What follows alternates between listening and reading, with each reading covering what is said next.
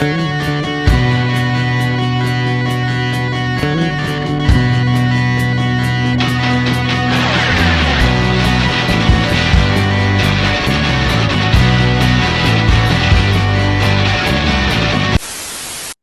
to another episode of The Breakdown. And this is going to be another one of our weird sort of Wayne's World time travel episodes because the conversation that we're having tonight is happening on February 8th.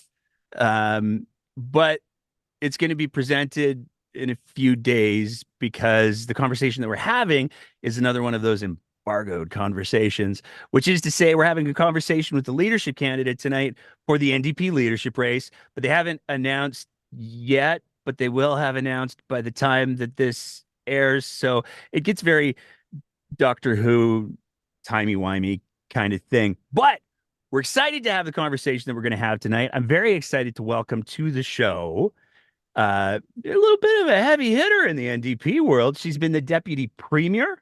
She's been the minister of health. And she's currently, unless I'm about to really step in something, the MLA for Edmonton Glenora. Very excited to welcome to the show, Sarah Hoffman. Thanks so much, Nate. Party time, excellent. There we go. Perfect. All we need is a little bit of Stairway to Heaven, and we're off to the races. So before we get into the leadership conversation, one of the things that we believe is really important here at the show is we like to know a little bit about who we're talking to first. So before we get into Sarah Hoffman, the NDP leadership candidate, I'm just going to ask the broad question: who is Sarah Hoffman? Oh, thanks. I'm somebody who grew up in a small town in northern Alberta. I grew up in Canuso, halfway between Slave Lake and High Prairie. If folks know northern Alberta, a couple hundred people live there. I was the principal's kid. My dad was the principal at our public school. My mom taught kindergarten, and that meant we spent a lot of time at the school while they were planning, prepping, marking, all those fun things. I was often hanging out in the gym, practicing my volleyball serve. And yeah, then I moved to Edmonton to pursue an education degree and post-secondary in general, and it was a great experience. And then I fell in love with the city. It's been a great place to live and put down roots. And yeah, I've got a strong community. I love the arts sector of Edmonton, and I love Alberta in general. It's been a great place to grow up, and now I'm fighting to be the premier of the province that I love so much. How do you make the jump from, because there's got to be a story there. How do you make the jump from studying education and pursuing a career in the education realm to, you know what I'd like to do next? Like how did that transition work for you? Yeah, so I was doing grad studies. I was doing a master's in educational policy studies and went to a lot of the student mixers that we had. And Raj Panu was adjunct professor in our department. He also happened to be an NDP MLA. And one night at one of these potluck dinners, I asked him and his wife Swinder for some life advice. Wasn't sure what I wanted to do exactly or how to get there. And I asked them both for some advice. And I can't remember which one of them first said, get more involved in politics. But I remember them saying that we need more women.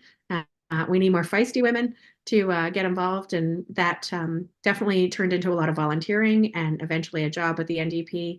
And yeah, so many teachers don't end up teaching after the first 5 years. Mine was even a little bit faster than that, but there is an incredibly high burnout rate. A big part of that has to do with the provincial government that we have. So yeah, a lot of teachers find other careers, and I'm one of those. There we go. Okay. So next question has to be you have a couple of terms as an MLA now. Yeah.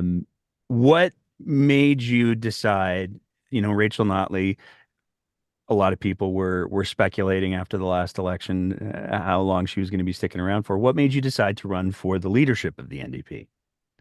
I took some time to reflect on it because plan A was win the last election, when we were so close. I was hopeful that I'd get an opportunity to serve in a Rachel Notley cabinet again. And when that didn't work out, and I'm sure many others over the summer took some time to sort of reflect on what was next. And what I realized over the summer is that I think that there are a number of issues that I really hope that our party in Alberta focuses on. I think that we're in a time of figuring out what's next, and obviously making sure that we secure the electoral success we had previously and grow on that to find those extra 1,500 votes to make sure that we can form the next government. And I think that I'm well suited to be able to carry on that work and to help define for myself a little bit, because I think it's important for people to get to know the leader, their values, and who they are. And I'm excited to be able to introduce myself as Sarah Hoffman, leadership candidate, to to the people of Alberta, the people of our party, and I think they're going to like it. I've had a lot of fun getting ready for this campaign. Now, you brought up the last election. You brought up how close it was. Obviously, there have been many postmortems that have been done publicly, and I'm certain privately. Yeah. I would be remiss if I didn't ask if you could fix one thing about the last election. If you could put your finger on the one thing that you believe would have put the NDP over the top, what would that one thing have been? I think we should have talked about climate change. We were door knocking in May, and it was one of the worst wildfire seasons we've ever seen. And people might say, "Oh, you can't talk about climate change in Calgary." I'll tell you, families on their doorsteps were talking to me about climate change. They were talking about how their kids couldn't play soccer, their kids couldn't have outdoor recess, and I think that we're in a state of we need to take this seriously. And if not us, then who?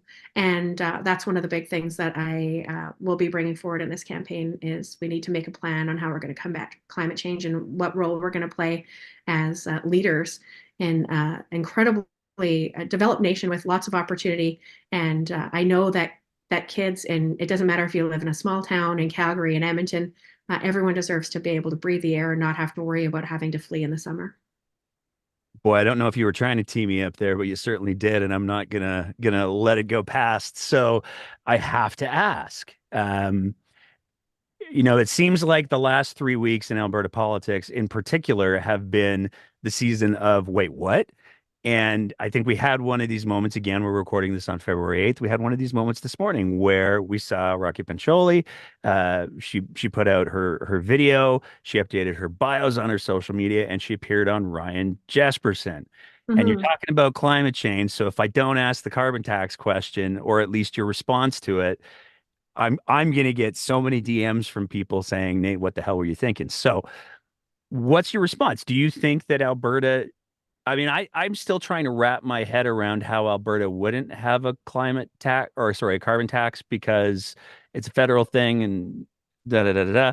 But what's your take on that whole conversation? Should Alberta have a carbon tax? Should it be a made in Alberta solution? Should we try to renegotiate that with the feds? Should we just accept what the feds have given us?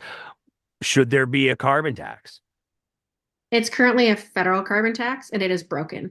Justin Trudeau completely broke the trust with all Canadians when he decided to pick winners and losers on this thing. And when he looked at his polling and saw they were going to lose a bunch of seats in Eastern Canada and then made a bunch of exceptions for them. There is not public support. I don't support a consumer-based carbon tax. We need to have real solutions. These families that I talked to during the election want us to take serious action, but the federal carbon tax is on its dying days. This is not the path forward. I think we need to, it's even more urgent now than it was when it first came in 2016, when we took action here as Albertans. But of course, the federal government's taken it over and they've broken it. So it's done, in my opinion, and we need to come up with new solutions. Can you give me an example of what some of the solutions might look like? One or two examples. Yeah, so when I think about the overall climate leadership plan, there were some components that were very successful. I think that the methane reduction has been, Danielle Smith traveling the world bragging about how great we've been at reducing methane. Thank you so much for the climate leadership plan for that. The coal phase out, again, very successful. Nobody's campaigning on bringing back coal. And I'd say that the large industrial piece has also been successful. I believe in the polluter pay principle. I think that if very profitable corporations are pulling carbon out of the earth and putting it into the atmosphere, they need to pull it out of the atmosphere as well and figure out ways that we can be more sustainable on that. And when I think about Wolf, the carbon capture, utilization, and storage project, there's kind of an interesting synergy here because it's actually the CPP that's the primary owner of that carbon pipeline, right? And so I think that it's interesting that we've got public ownership essentially over one of the solution areas. That means that industry, like the CPP is independently arm's length managed. They know that this is an area for investment. They know this is an area where they can make a profit and return that back to CPP investors, all of us as Canadians who pay into the CPP. There is an economic case for us to take serious action on climate change. And we can do that with industry. We can do it in a thoughtful way. But at the core to that is the polluter pay principle for me. Excellent. Thank you for answering the question. I'm going to get back to sort of the broader questions before we get back into the policy piece. It's just you Sure. served that one up on a silver platter, so I had Yeah, to that's fair. I had to take it. One of the big conversations that's been going on heading into this leadership race has to do with what does it mean for the NDP? I don't think there's any debate that in many ways the NDP was the party of Rachel Notley. Um, Mhm. there's certainly a dynasty there with the history with her father. So now it's it's not going to be. And so a lot of people are saying, well, what does this mean for the NDP? Where is this going to mean that the NDP makes a run for the center? Is the NDP going to make a run for the left? Are they going to try to find that perfect bowl of porridge in the middle? What do you see? What's the direction that you and your campaign want to take the NDP in? I'm not a liberal. I'm an unapologetic New Democrat. The values that brought me to the party are the values that keep me in this party. And I think we need to apply those principles of taking care of one another. The same things I learned growing up in small town Alberta, that when your neighbor needs help, we help each other, that we're more effective when we ensure for one another, when we're part of a collective and when we support each other. So the three big policy areas that I want to focus on, I know it's policy again, but using those values as those NDP, Alberta Prairie, New Democrat values, really want to focus on healthcare. I really want to focus on climate, and I really want to focus on housing. And I think all three of those areas, Albertans will benefit if the NDP values are driving the conversation in those topics. We're going to hit on each of those. But before we go to those three, one of the ones that I have to ask about is sort of the energy sector. We've seen Mhm. that is for a lot of Albertans, that's how they define themselves. We've seen some fascinating policy moves come out of the UCP with the renewables moratorium for reasons that seem to change on a near daily basis, although apparently that's going to be expiring fairly quickly. And then who knows what will happen because this is Alberta in 2024. Um, but what's your vision for the role that Alberta has to play in energy production, in oil and gas, and all of that going forward? And it isn't just people in one part of the province who care about this. Like the town I grew up in, a lot of people worked in oil and gas, worked in logging, worked in agriculture, worked at the school, worked in healthcare, right? Like we're all integrated. And while oil and gas is our largest economic sector, and that's great, it served us well. The second largest is agriculture, the third largest is forestry. And if we don't take serious action on climate change, we're going to be sacrificing those sectors as well. We can't afford to do that. We need to be working to diversify and strengthen all sectors of our economy. And I think that we can do that while taking climate change seriously, making sure that we're investing in energy diversification, including renewables. Obviously, that plays a really big role. And we were very vocal in pushing back against that moratorium. We're losing billions in opportunities for investment. And I also think in terms of climate response, renewables is one piece of that, but also fire smarting our municipalities, making sure that we reduce, when so many Canadians were forced to evacuate last summer and others were on evacuation notice and in this province, people lost their homes in this province. There's actually an economic opportunity for us to get out ahead of that, fire smart our cities, our municipalities, and make sure that we're preparing for the impacts of extreme climate, including things like the catastrophic drought we're about to face. And it's only February. Like this is the time to act is now. Let's get into healthcare then. I have a couple of very specific topics that are sort of Sure. hot button issues that I want to hit you with. But before I do, There's a new story that came out today, literally just like an hour and a half before we sat down to have this conversation. It crossed my Twitter feed. Calgary lost somewhere in the neighborhood of 20,000, and I had to read that number like 6 times to make sure I was getting it right. But 20,000 healthcare workers and social services workers. Um, what's your vision for healthcare? We hear over and over again that there's a shortage of healthcare workers and that there's uh, some people might say a toxic environment from the government towards healthcare right now. What's your vision for healthcare? Well, first of all, I'm incredibly proud of the 4 years I had to serve as the Minister of Health. It was a big job, but when Rachel tasked me with it, she said that she wanted me to gather the experts, apply our values as New Democrats, and but make sure that I'm gathering all of the expert opinions. So I sat down at the table and we negotiated. I literally was part of the negotiations with the doctors. Not every session, but when things hit a bit of a wall, I would be part of that conversation, and we were open books. We showed what the financial pressures were that we were facing.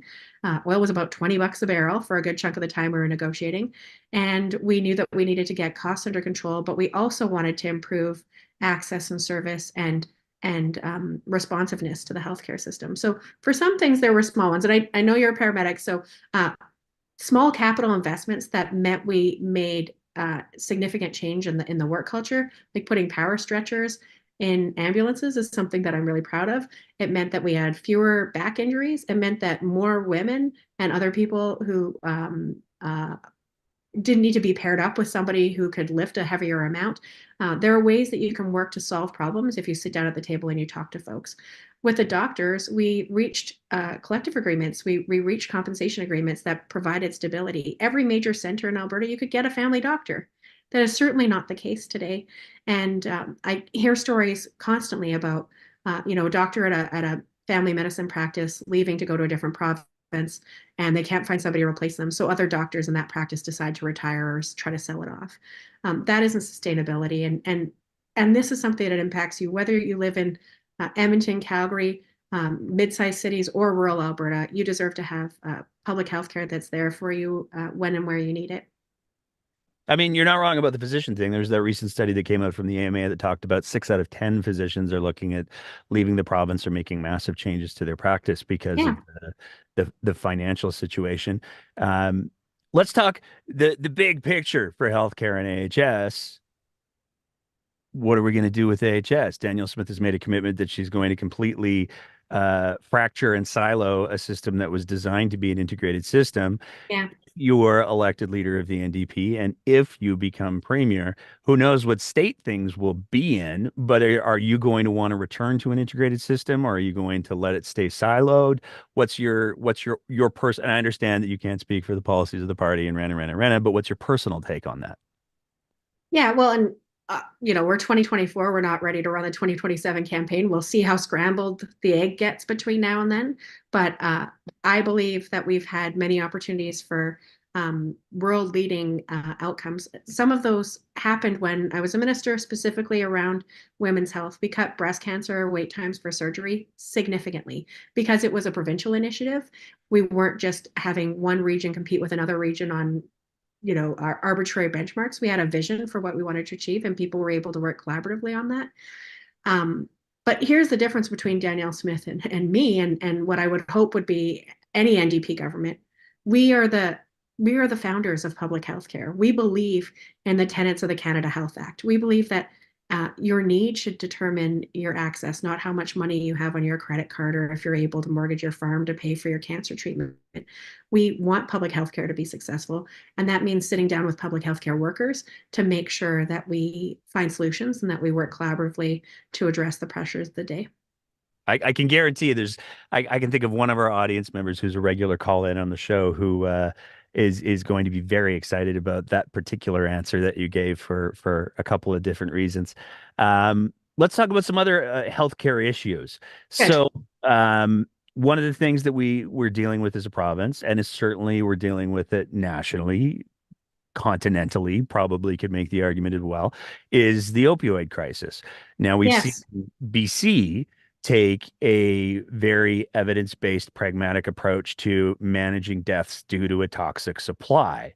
Mhm. Seen in Alberta, no to that. So, what are your thoughts on how to mitigate the opioid crisis, the toxic supply crisis? Yeah. And I'm going to follow up by asking you for a position on safe supply at the end. I'll let you do the other two first. But what are your thoughts on the opioid crisis and the toxic supply? Well, and when I was the Minister of Health, we expanded methadone and Suboxone treatment, which are opioid replacement, dependency treatments, right across the province, so that you didn't have to be in just Edmonton or Calgary to be able to access those. But we expanded them into rural Alberta. We brought in the first supervised consumption sites, and I am incredibly proud of that. I know that the work that's done there saves lives. And I think it's so disrespectful to people to tell them that they can't be in a safe place with medical experts around, that they need to hang out in a back alley or in a bathroom at a business or in a park. It's not good for anyone when people are living with addiction and being treated so inhumanely. Um, People are far more likely to start on a path to recovery if they feel respected, if they feel like there's less stigma around their choices, and if they feel like that there's some hope at the end of the day. And this government is offering little hope. I have no issue with people being in recovery. I want people to want to be in recovery.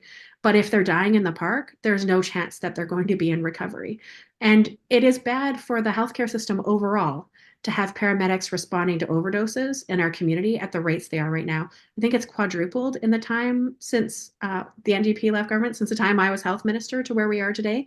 That is not okay, because that means that those paramedics are responding to those calls instead of heart attacks in the community. It means that emergency rooms are seeing these patients rather than them, being saved in a more appropriate setting. Um, it's not fair to anybody in the healthcare system when you turn your back on evidence and you put your blinders on and you shame and apply so much stigma to people who nobody wakes up and says, today I've decided I want to be addicted. They don't. And we need to make sure that if they need healthcare services, that we do that in a respectful way. The evidence on safe supply for opioids, particularly, and this is a nuanced conversation. I think it's important to acknowledge that because the evidence for safe supply, when we're talking about things like stimulants like methamphetamine or cocaine, is a little bit more tenuous. But the evidence for safe supply for opioids is overwhelmingly positive. Is that something that an NDP government under Sarah Hoffman would examine, let's say?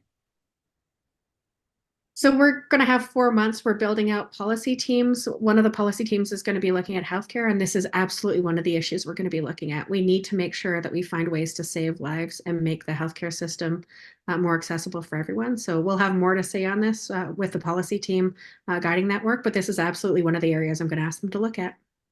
So I'm going to ask the question in a different way then. Um, can you commit to having an answer to that question by the end of your campaign? Yes. Perfect. I will accept that, and we'll absolutely follow up with I don't know somebody. Um, Me. Follow up with me. okay, perfect. Then I will Yeah. do that then. Um, let's talk a little bit about, with the safe supply piece, with the opioid crisis, it's very difficult to not talk about the houselessness and the homeless situation, Yeah. particularly the encampments and the forced treatment. So Danielle Smith has introduced this policy of, wow, we're just going to tear down your homes and we'll run you through processing centers and best of luck and just quit, okay? I'm simplifying a little bit, but tragically not that much, I don't think. So, your thoughts on the province's current approach to the houselessness, the homelessness crisis, Yeah. and the forced treatment? I'm just going to give you those topics and you go.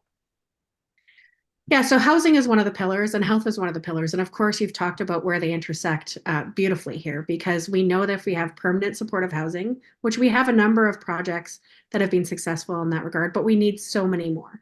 And then once people are housed in a supportive environment with social workers and addictions support workers, they're no longer homeless, right? Like the second you have a home, you're not unhoused anymore. So core to the housing policy team.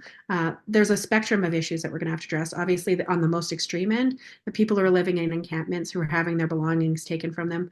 Last weekend, I was with some of my MLA colleagues, Nathan Ip and as well as Janice Irwin, and we were passing out some food outside of Bissell. And those folks who had tents now are living on the street with a tarp instead, or with a cushion, or the things that they were using to help keep themselves safe during the cold snap have been stolen from them and thrown in the garbage, and now they have even less. It is a very scary time for those folks, and we need to have more opportunities for them to enter permanent supportive housing and have a path that gives them hope. I got a couple of different topics that we can hit on. I'll let you choose between a couple here. We can talk about the pension next. We can talk about the conflagration that Danielle Smith lit off last Saturday on her radio show that has just continued to burn through, in many ways, the soul of the province. Or we can talk about did I say pension? I said pension. And I want to Yeah. talk about TBA, Take Back Alberta. So which one of those three do you want to go with? Let's go in the order you name them. Okay. So Start with pensions. Yeah. let's start with the pension then. So um, we saw, I think it was Jason Steffen had a fascinating town hall complete with, I guess I would responsibly call it fan fiction in regards to what the Alberta pension could potentially reward. What are your thoughts on the pension situation? I've attended and facilitated a number of pension town hall meetings over the last few months here across Alberta. I was at one in High River last week and Medicine Hat, and hosted one in Ardrossan before Christmas, as well as in my own riding recently. And I will say that there are the feedback, and it doesn't matter if it's an NDP riding or not an NDP riding, the people who are showing up is overwhelming opposition to the Alberta pension plan. They know that it is one of the best managed funds in the world in terms of pension funds, returning an average 10-year average of 10%, as opposed to a 10-year average of about 7% for AIMCO. Again, this is simple math. When you are part of an economy of scale, when you have more opportunities to invest larger pools of money, you're going to get better returns. You're going to be able to invest in things that provide more high yield returns to the folks paying into those programs. And that's what a lot of people are telling us. They're also saying that they don't want to gamble with their pension. They know that this is collective insurance that we have for all of us in our golden years, but also the death benefit. I've talked to people who access that when they lost a parent and then they had to go to post-secondary or other programs, as well as people who are disabled and access PDD, CPPD through the disability program. So there are a lot of folks who rely on this basic income to support them at various times in their lives. And I think that it's completely wrong-headed for Danielle Smith to try to pick a fight with Justin Trudeau by threatening to take away everybody's pensions. If she was just going after his pension, that'd be one thing. She's not. She's going after yours and mine and my mom's and, everyone in the community. And, for a political fight she's trying to pick, it's just not fair that she's trying to gamble away people's retirement savings. Do you think that there would be anything that Danielle Smith wouldn't try to pick a fight with Justin Trudeau over? I mean, I feel like if Justin Trudeau came to Alberta and went, "Oh, the sky's blue," Danielle Smith would be like, "Friggin' Trudeau." Is there any boundary? I haven't seen one yet. It would be refreshing, as I mentioned, I'm not a liberal, I'm not a huge Trudeau fan, but it'd be refreshing to see people take their jobs seriously. Housing is another one that they spend all of their time trying to pick fights. They complained about not being invited to ribbon cuttings for projects they weren't even funding. Like, give me a break, step up to your job, take your job seriously instead of treating children as political fodder. Focus on the issues that you have a serious responsibility to. Like, I was just in Medicine Hat, her riding, and people there are talking about drought and how worried they are for the upcoming agricultural season. And she's talking about who's allowed to join Little League teams. That And is big not, league teams. well, Like sure, that too. it's it's It's not her it jurisdiction. yeah. Well, I mean, let's get into that piece then because um it's been fascinating watching provincial politics over the last several years because, we had the space with Kenny where we were like, oh, that's pretty bad, can't get worse, and then boy, it got worse. And then we had the space with the leadership race, and Danielle Smith started running, and everyone went, oh, that'll never happen, and then it did. And the I think the biggest lesson out of the Danielle Smith premiership is there's no bottom. And I think we saw that play out very clearly over the last week and a half to, I guess I should probably say 2 weeks at this point because we're time traveling.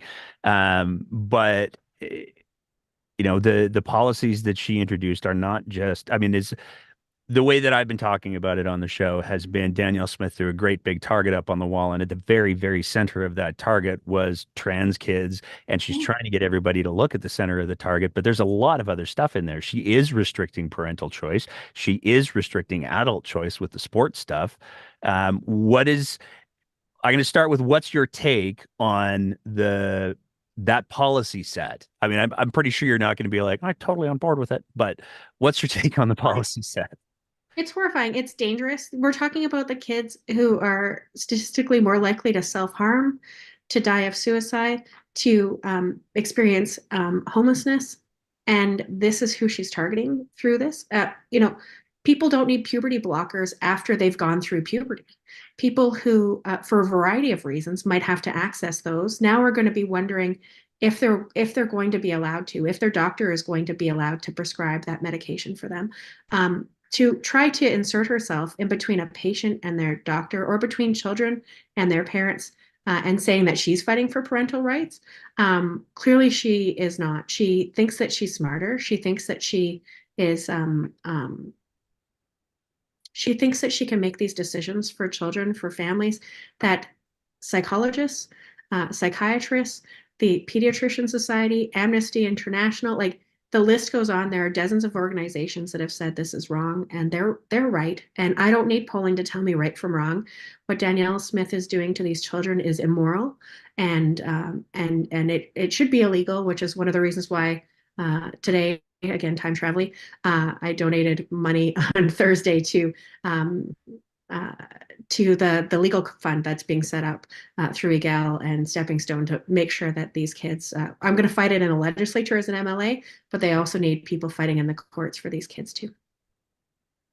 What would you say, speaking directly to Danielle Smith, what would you say to her about these policies? That they're horrific.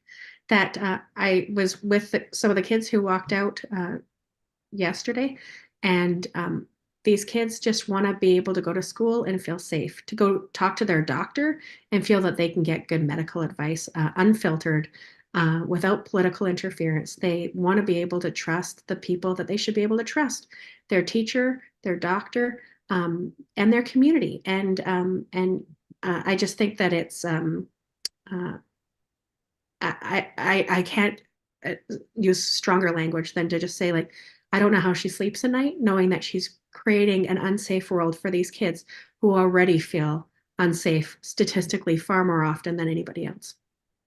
The craziest thing about Smith for me with this policy suite is the video's been making the rounds of her speech in the legislature in 2012. And Yeah. so she doesn't get to disabuse herself of the reality of what these kids are at risk for and how many of these kids are at risk because she literally spoke it into the record in the legislature. Yeah. Uh, it's I want to talk about the motivations or the speculated motivations for this policy suite in a sec, but first I also want to say, you were just talking about how you were spending some time with some kids in the walkout. What is it that you want? One of the things that we've been trying to do over the last week is make it as clear as possible that these policies are nightmare fuel. But secondary to that, to the kids that are going to be affected, this is nightmare fuel. This is not normal. This is not okay. And we're trying to amplify the voices that are saying support to these kids. So what have you been saying to kids that you've been talking to? What would you say to kids now? I'm mostly trying to listen to them because I think that a lot of adults are trying to put their own stuff on these kids. And the protest I showed up at, the walkout, there was a counter protest of adults yelling at them at the end of the street. These kids know who they are. want to feel safe at school, and more adults yelling at them, telling them who they should be, is not helping. So I'm trying to spend as much time as I can listening and showing respect for these kids. And that means uh, if they ask me to use pronouns that help them feel safe, I'm going to do that. If they say, please call me by this name, I'm going to do that. And I think any teacher, when I train as a teacher, I want kids to be able to show up and focus on math. And if me calling them by a nickname or a different name or their middle name meant that they could focus on feeling safe in my class and learning math, that was my goal. And Danielle Smith should focus on making sure kids feel safe and can focus on learning math and accessing healthcare services that anyone should be entitled to. We've had two conversations now with political scientist Dr. Dwayne Bratt. Mhm. One of them hasn't aired at the time of this recording, but it will have aired by the time the recording is. It's just so Yeah. uh, nonlinear. And he makes no bones about the fact that he believes that this is Danielle Smith pandering to the worst elements of her party. This is Danielle Smith pandering to Take Back Alberta and David Parker. Yeah. So, there's no question at this point that David Parker and his band of I don't know what would be the term that I would use, speaking only for myself, of course. Let's go with sewer rats. That they have the premier firmly under their control. How do we deal with that? How does a Sarah Hoffman NDP um, unextricate or extricate Alberta from David Parker and his lying rhetoric? So Danielle Smith invited these folks into the party. She's created this this completely inappropriate imbalance of power in within her own party. And I think the best way to fight back is to create a stronger NDP and elect an NDP government and show people who Albertans are. I think we're loving. I think that we care about one another. We care about making sure that we can all breathe, that we live somewhere safe, that we can access healthcare services. I think those values need to be back at the top of the priority list when it comes to this leadership race. So when it comes to the general election in 2027, I think that Danielle Smith is clearly nervous about her upcoming leadership review later this year, and she's pandering to these extremists in her party that she has welcomed in. Do you think that she survives? And I mean, we're getting a little inside baseball-y, but do you think she survives this? I mean, I've heard people speculate that one of the things that she might be trying to do is go, well, the legislative session is actually only the first week is only, and then there's the AGM and the leadership review. So maybe after the leadership review, she goes, just kidding. I've listened to everybody, and yeah, those were some bad ideas. You suckers can't touch me for 3 years, and there's going to be another election anyways. Is that something you can see her doing, or do you think she's going to follow through on all of this? I'm going to try not to play pundit for Danielle Smith and focus instead on our leadership race, to be very frank, Fair, fair, fair. because I think there's a great opportunity for us to stay focused on what matters to us. And I'm looking forward to putting forward, the priorities, the areas of policy, and my personality. And I think people will have an opportunity to vote for somebody who's fat and sassy and isn't going to pretend to be something that she's not. Danielle Smith, either she was lying in 2012 or she's lying today. I'm not going to do that. I'm going to stand by my principles and I'm going to make sure that we stand up for one another. Fair enough. So back to the NDP leadership race then. There's two other major topics that I want to hit you with. One of them is the communication piece. There Yeah. have been some not insignificant communication errors. We've gotten some really good mileage out of some of them here on the show, much to the chagrin of some staffers I hear.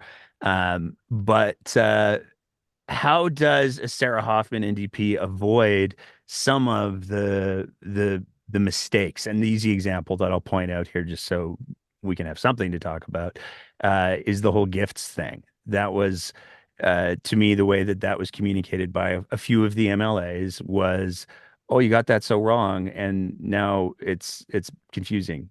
How are you going to make sure that when the messaging happens, it happens in such a way that you guys get to carry that football for as long as you need to or want to? Uh, my intention always is to be a straight talker. I try not to spend a lot of time messing around with the edges and get straight to the issue. My goal is to make sure that we do that throughout this campaign, that we give people an opportunity to vote for somebody that they see themselves in, that they're excited by, and that's going to tackle the issues that really need to be front and center for all of us. So, yeah, hopefully we don't make any of those gaffes. And I think I am usually pretty well known for being a straight shooter.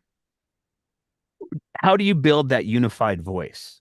I guess is the question that I'm how does Got it. Sarah Hoffman as NDP leader build that unified, clear voice for the NDP over the next few years heading into 2027, God willing?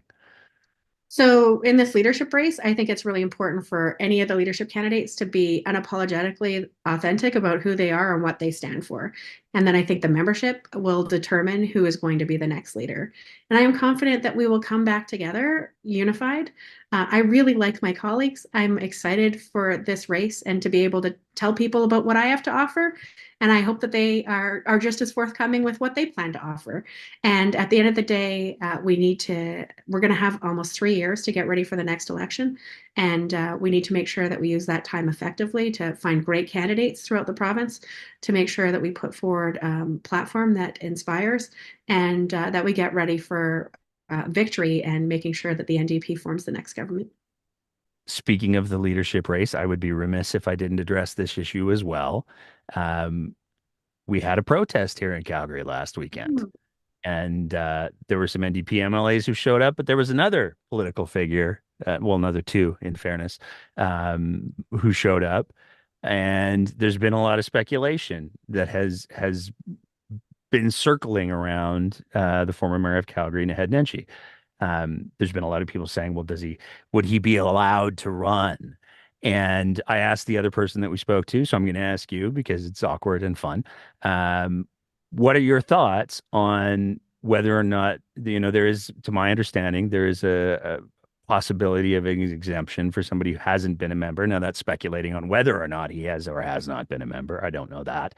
Um, what are your thoughts on somebody like Naheed Nenshi entering the NDP leadership race? If he wants the job, I think he should run. I think that he's a lot of fun to be around when we're in the same room. There's usually a lot of laughs. Um, but I think he needs to decide if he wants the job or not. And if he does, I think he should put in a package. If he doesn't want the job, I'm not going to try to convince him to run for it. That's I want the job. I want to win. There we go. Fair enough. No, but I really appreciate the candor on that because, there's a lot of people who have expressed concerns. Oh, if we let an outside voice in at this point, and there's people who have said the more voices we have, the better that we refine the thing. So I really appreciate the directness of your answer there. Um, I'm just going through my list here because you move very, very quickly. Because I try not to spend a lot of time on the edges. Get to the bulk of the conversation, right? That's very fair. So what are your big goals for the leadership race? And then let me phrase the question this way. One of the things that we talked about earlier on is the values piece and the importance of the Hmm. NDP values to you. What are the values that you're hoping that you'll be able to convey, other than being able to answer a question very quickly, to the NDP membership? Yeah, I think we're hungry for a campaign that focuses on one of the things that's so foundational to us, which of course is public health care. I touched on a few of the things I'm really proud of doing when I was a minister of health. I'll touch on a few more. We stopped the harassment of people outside of abortion clinics. We were the first jurisdiction to fully fund the abortion pill and make sure that it was accessible in parts outside of the two centers where you can have an abortion procedure, that you could also get the medication in other areas. We made sure that we fully funded PrEP so that if you were at risk of contracting HIV, that could be reduced by you accessing that life-saving medication. We made sure that healthcare workers had a seat at the table and that we were able to drive some transformational change in terms of the relationship. That, of course, immediately after the UCP won the election, they tore up collective agreements and showed so much disrespect to folks. We built the Calgary Cancer Center, which I was just by there earlier today. I'm excited to see it finally open. It is something that conservatives played politics with for decades, and we made it happen. And it's going to change and save lives in Calgary and Southern Alberta. We need more bold leadership on public health care. That includes addressing things like harm reduction, addressing cancer rates. We have an opportunity, I think, to really run a focus campaign for leader, and also in the general election to really put public health care back at the center of who we are as New Democrats. And I think we don't need to play around with hiding who we are or what our values or talking about name changes or any of those things. I don't want to try to trick people into voting for us. I want them to be excited to vote for us. And I'm an unapologetic New Democrat who's going to make sure that those solutions that New Democrats are famous for, including public health care, restored to top of mind when people think about the Alberta NDP. Okay.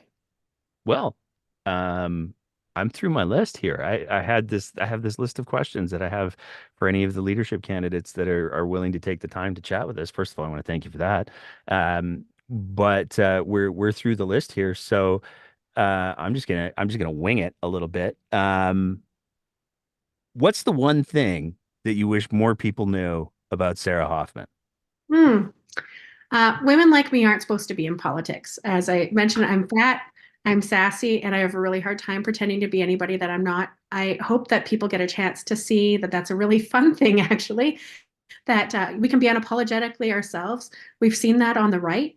We've seen a number of conservative politicians grow in popularity when they become more offensive and more extreme. We can actually be authentic and proud of our values, and we can grow our support. So our campaign is going to be a lot of fun. We're going to talk about those things that matter, I think, to so many of us: health, climate, and housing. And we're going to have a really good time doing it. It's going to be a great campaign. And I hope that anyone who's listening right now that's thinking, maybe I want to be a part of this, check out my website, sarahhoffman.ca, and get involved, because there's a spot for you. And this is about more than just who's going to be the leader. This is about making sure that we know who we are as New Democrats and that we choose a path that we're all proud of.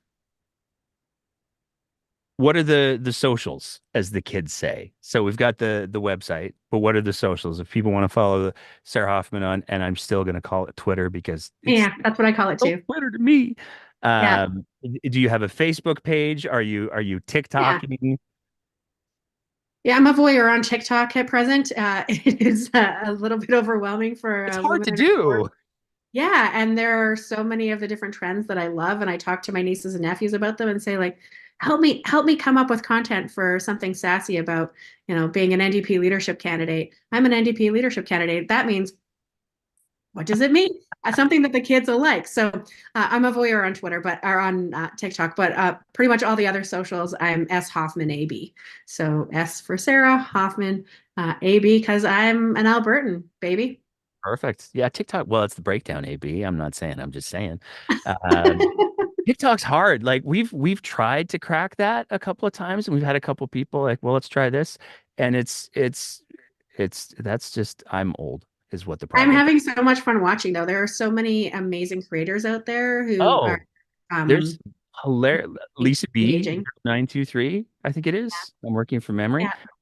Boy, she makes me just feel inadequate because she's so funny and she's so to the point. And it's like, I take 2 hours to make a point. You're doing it in 30 seconds. It's remarkable.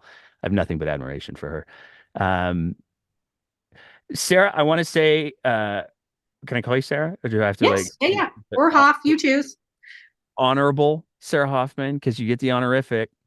You were a minister. The Thank you so much for taking the time to chat tonight. I really, really appreciate it. And I want to say on an unrelated note, um, I on behalf of myself and everybody who works for the show, uh, it's really awesome that there are people with the NDP who are still willing to engage, despite the fact that we do make jokes and we do offer unvarnished criticism of literally everybody. So really appreciate the fact that you're still willing to step up to the mic. That's super awesome, and I respect the hell out of it. Aw, it was great getting to chat with you tonight. Thanks for taking the time. Awesome. Thank you. And that's it for another episode of The Breakdown. As always, if you appreciate the kind of content that we're trying to produce here, we would love nothing more than if you thought about signing up to be one of our Patreon sponsors at www.patreon.com/thebreakdownab, where for just the price of a fancy cup of coffee a month, you can help us continue to produce this kind of content. Whether you're listening to the audio version of the podcast, in which case, maybe leave a review and a rating, or whether you're watching it on one of our streaming platforms, we want to say a big thank you to everybody who is part of the Breakdown's audience. And as always, take care of each other and keep the conversation going.